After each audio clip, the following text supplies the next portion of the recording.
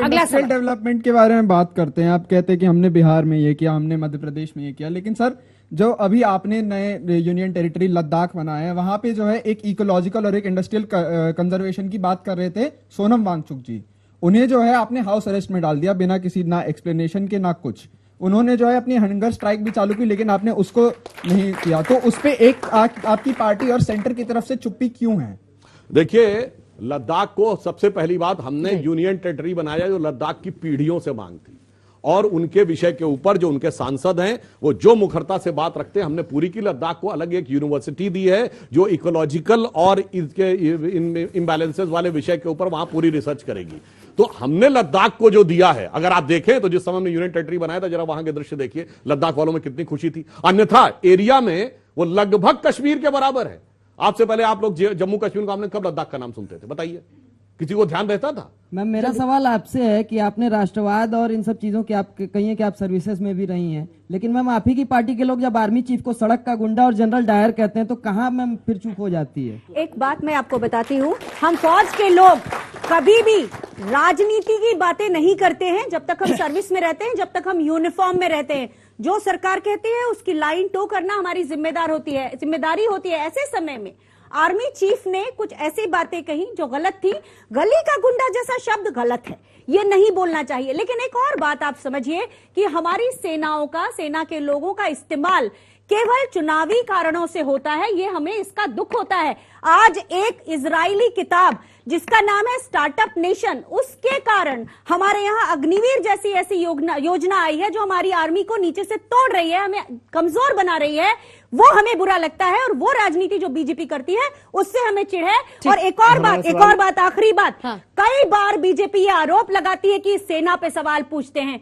मेरे air force chief ने जब बालाकोट स्ट्राइक हुई थी तो कहा था हमें टारगेट दिया था, हमने उस टारगेट को नेस्तनाबूद किया, कभी संख्या की बात नहीं की। ये राजनीति बीजेपी करती है।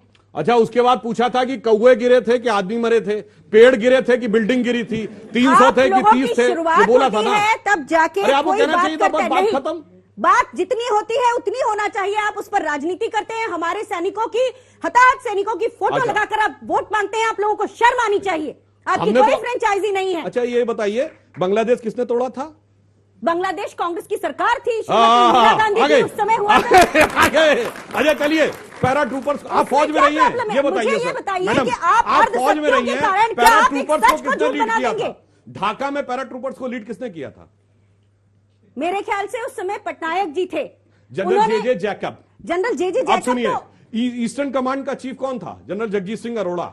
बिल्कुल, और उस समय आर्मी चीफ थे जनरल सैम मानेकशॉ। क्या फर्क पड़ता है अगर आप नए नए नाम ले देंगे सबके, उससे क्या आप राष्ट्रवादी हो जाते हैं? चलिए, क्या आपने आज चीन जो जब 67 में नाथुला से भगाया था, देखिए इनके जमाने की बोल रहा हूं, इंदिरा जी के जमाने में नाथुला के पास भी अटैक किया था, चाइनीज ने भगाया था। रक्षा मंत्री कौन था? स्वर्ण सिंह थे।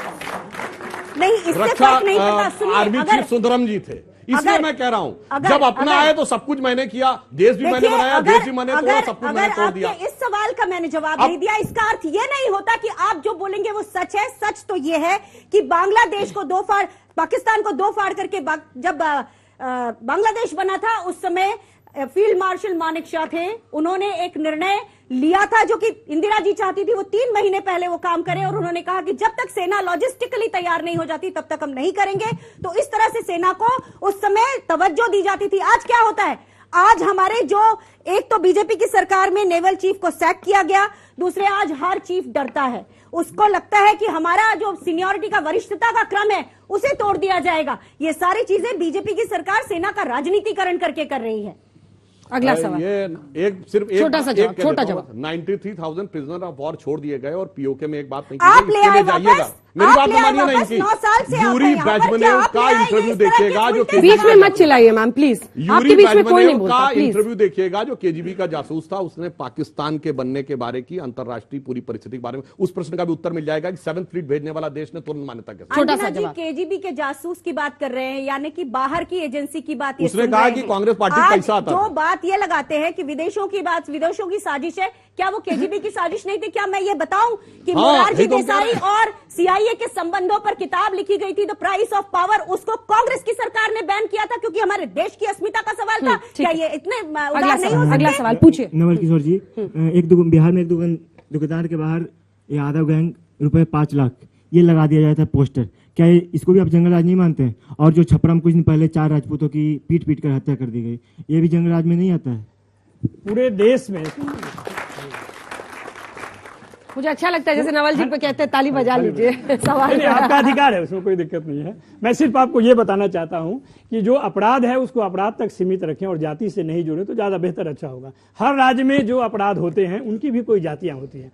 सिर्फ बिहार को बदनाम करने के लिए अंजना जी इस तरह का माहौल तैयार करती हैं कि आप बोलें कि जाति को यादव गैंग जिसने भी लगाया होगा, आइए भाई, आप भी आइए। आइए, ये भी प्रायोजित है। नहीं, ये भी प्रायोजित है।